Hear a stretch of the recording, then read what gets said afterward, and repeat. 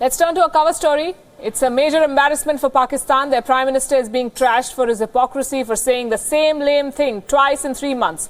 Imran Khan, whom the Pakistani press sometimes describe as Im the Dim, says he has no clue about the mass detention of Muslims in China. It's very hard to buy. Mr. Khan has been caught on the wrong foot. 1 million Muslims in China have vanished. The United Nations is alarmed. They've been jailed without charge. They are going to be there indefinitely, as we understand it. America is demanding their release. Pakistan should too. Imran Khan should make it his business to know more about the Uyghur persecution if he doesn't know this already.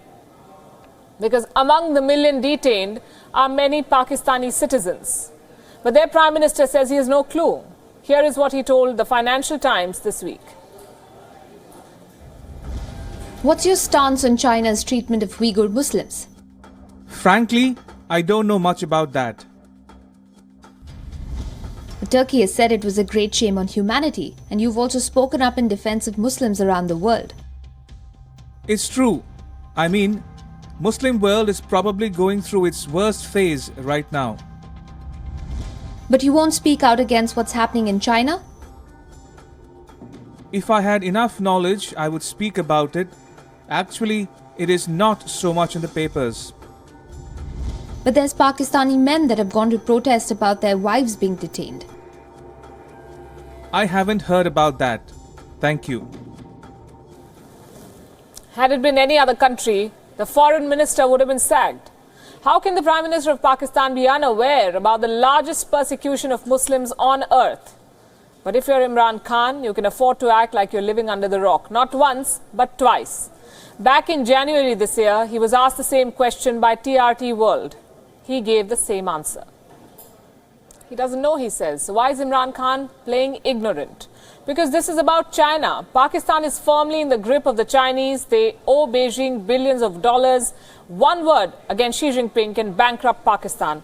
Although how much worse can it get considering they're already bankrupt? So maybe Imran Khan should give it a shot. But Pakistan is not the only country that is silent. The Arab world and other Muslim majority nations are also turning a blind eye to China's Islamophobia and religious persecution. They spoke sharply against Myanmar after the crackdown on Muslims, and rightly so, but no word against China. Even the Organization of Islamic Countries is silent. No one wants to anger China. Several Muslim nations want Chinese investment. They're part of the Belt and Road Project. That's a multi-billion-dollar plan to build roads, highways, seaports and bridges to facilitate trade on the old Silk Route. A few thousand Uyghur Muslims is a small price to pay for them. Now, there was a time when important people said silly things and got away with it. But this is not that time. Social media has proven how smashing an egg on the right person's head can make you a household name. Also, how someone in the spotlight can ill afford to mess up. Because people will find out. Just ask Imran Khan.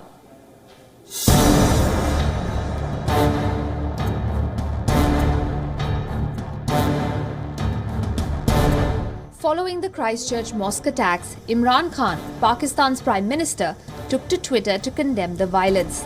He said, quote, "I blame these increasing terror attacks on the current Islamophobia post 9/11, where Islam and 1.3 billion Muslims have collectively been blamed for any act of terror by a Muslim. This has been done deliberately to also demonize legitimate Muslim political struggles." To weigh in on the legitimacy of a political struggle is a slippery slope, especially for Pakistan's Prime Minister. For all his concern about the demonizing of the world's billion-plus Muslim population, he just claimed he didn't know enough about 10 million of them. Khan's comments come even as the international community has been dragging Beijing over the coals for clamping down on Uyghurs. So much so that China has actually floated the idea of inviting the ambassadors of some countries to visit Xinjiang. It's here that China is running what it calls vocation centers for Uyghurs.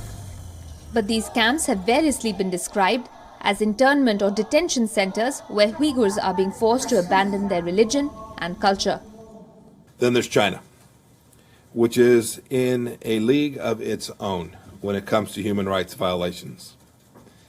In just 2018, China intensified its campaign of detaining Muslim minority groups at record levels. Today, more than 1 million Uyghurs, ethnic Kazakhs, and other Muslims are interned in re-education camps designed to erase their religious and ethnic identities. The government also is increasing its persecution against Christians, Tibetans, and anyone who espouses different views from those or advocates, those of government or advocates change. Imran Khan is unlikely to question a bankrolling Beijing on Uyghurs and their treatment. Some estimates put Pakistan's debt to China at upwards of $40 million. But that didn't stop Twitter users from picking up on Khan's hypocrisy when it comes to the treatment of Muslims.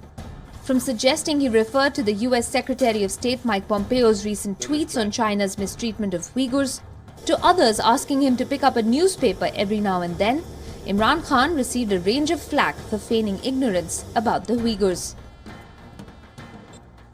But his comments have also highlighted more clearly that Islamabad's relationship with Beijing is inordinately disproportionate, one that sees it kowtow to China in exchange for massive monetary assistance. Beijing is better for the bargain. If the head of one of the most populous Islamic republics in the world can claim to not know enough about a 10 million strong Uyghur population, on what grounds can others raise questions? The responsibility for that rests at your doorstep, Mr. Khan. Bureau Report, Wion. World is One.